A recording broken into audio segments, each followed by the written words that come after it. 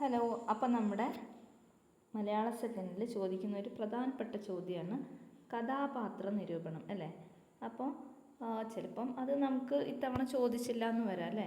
പക്ഷേ കഴിഞ്ഞ ഒരുപാട് എക്സാമുകളിൽ ഈ ചോദ്യം കാണുന്നുണ്ട്, കഥാപാത്ര നിരൂപണം.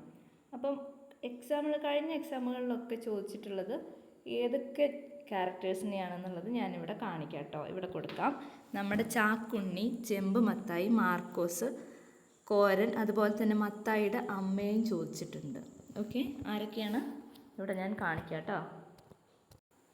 അപ്പോൾ കഴിഞ്ഞ കുറേ ക്വസ്റ്റ്യൻ പേപ്പറിൽ നമുക്ക് ഈ ചാക്കുണ്ണിയെ കാണാൻ പറ്റും. അതുകൊണ്ട് ഇത്തവണ ചോദിക്കാനും ചോദിക്കാതിരിക്കാനും ചാൻസ് ഉണ്ട്. ചാക്കുണ്ണിയുടെ കഥാപാത്ര നിരൂപണം തന്നിട്ടുണ്ടെങ്കിൽ നമ്മൾ എന്തൊക്കെയാണ് എഴുതേണ്ടത്? ആറാട്ടൊന്നിലെ റേഡിയോ ആദ്യമായിട്ട് വാങ്ങിച്ച ആളായിരുന്നു അല്ലേ. പിന്നെ അദ്ദേഹത്തിൻ്റെ ജീവിതാവസ്ഥ വളരെ ദയനീയമായിരുന്നു. പിന്നെ ഒരു ദരിദ്രനായ തയ്യൽക്കാരനായിരുന്നു. ആണിരോഗം ഉണ്ടായിട്ട് പോലും പൊട്ടിയ റബ്ബർ ചെരുപ്പ് മാറ്റി വാങ്ങുന്നില്ല അല്ലേ. അതുപോലെ കലയ്ക്ക് ഒരുപാട് പ്രാധാന്യം കൊടുത്തിട്ടുണ്ടായിരുന്നു അല്ലേ. അദ്ദേഹത്തിന് കല ഒരുപാട് ഇഷ്ടമായിരുന്നു. പിന്നെ രാത്രി ഏറെ വൈകിട്ടും ജോലി ചെയ്യുമായിരുന്നു. നല്ല ഒരു കലാസ്വാദകനാണ്. പിന്നെന്താണ്, തൊഴിലിനോട് വളരെ ആത്മാർത്ഥത ഉള്ള ഒരാളായിരുന്നു അല്ലേ. അതുപോലെ തന്നെ പിന്നെന്താണ്, മക്കളോട് വളരെയധികം ഇഷ്ടമുണ്ട്. അയാളുടെ ഒരു മകന് രോഗം വന്നപ്പോൾ ജോലിയിൽ ശ്രദ്ധ പോകുന്നു. അതുപോലെ തന്നെ ആ മകൻ്റെ ചികിത്സയ്ക്കായിട്ട് പണം ആവശ്യം വന്നപ്പോൾ എന്ത് ചെയ്യുന്നു, അദ്ദേഹത്തിൻ്റെ ഇഷ്ടപ്പെട്ട റേഡിയോ പണയം വെക്കുന്നുണ്ട് അല്ലേ. പക്ഷെ പിന്നീട് അസുഖം ബാധിച്ച് മകൻ മരിക്കുന്നുണ്ട്. അപ്പോൾ മാനസികപരമായിട്ട് തളരുന്നു. അപ്പോൾ ഇത്രയും കാര്യങ്ങളാണ് നമ്മുടെ ചാക്കുണ്ണിയുടെ കഥാപാത്ര നിരൂപണത്തിൽ ഇൻക്ലൂഡ് ചെയ്യിക്കേണ്ട കാര്യങ്ങൾ കേട്ടോ. പിന്നെന്താണ്, റേഡിയോ ജീവന് തുല്യം സ്നേഹിച്ചിരുന്നു എന്നും കൂടി എഴുതി കംപ്ലീറ്റ് ആക്കണം. അടുത്തതാണ് നമ്മുടെ ചെമ്പുമത്തായി. ജീവിതത്തിൽ പണം ഉണ്ടാക്കലായിരുന്നു ചെമ്പുമത്തായിയുടെ മുഖ്യ ലക്ഷ്യം അല്ലേ. അദ്ദേഹത്തിന് എങ്ങനെയാണ്, ചാക്കുണ്ണിയെ പോലല്ലായിരുന്നു, മെച്ചപ്പെട്ട ജീവിത സാഹചര്യങ്ങളായിരുന്നു.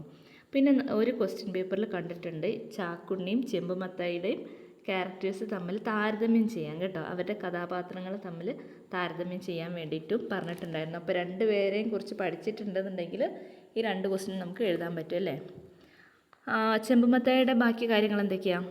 ആരെയും അദ്ദേഹത്തിന് വലിയ വിശ്വാസമില്ല അല്ലേ. അതുപോലെ തന്നെ സ്വർണം ഉരച്ച് നോക്കിയിട്ട് മാത്രമേ പണയം സ്വീകരിക്കാറുള്ളൂ. പിന്നെ കലകൾക്ക് ജീവിതത്തിൽ വലിയ സ്ഥാനമൊന്നും കൊടുത്തിട്ടുണ്ടായിരുന്നില്ല അല്ലേ.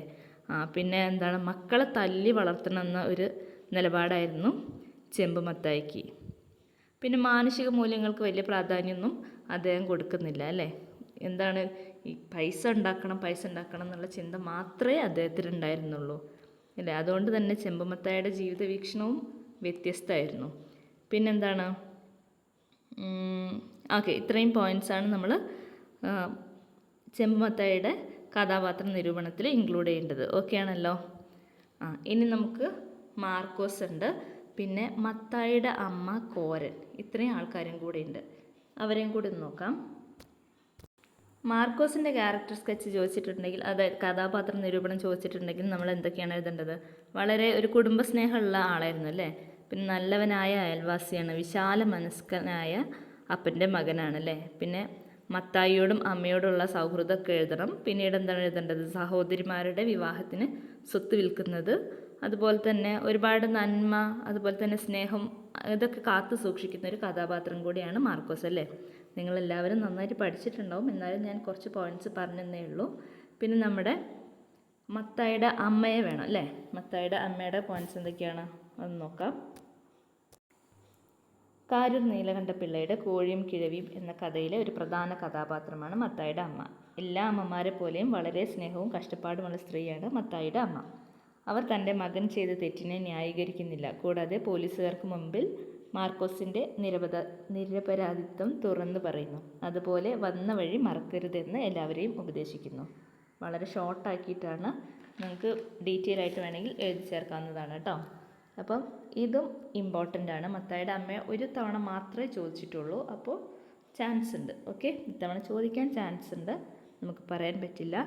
ഇനി നമുക്ക് കോരൻ വേണം അല്ലേ. കോരൻ്റെ ക്യാരക്ടർ സ്കെച്ച് കൂടെ പഠിക്കണം.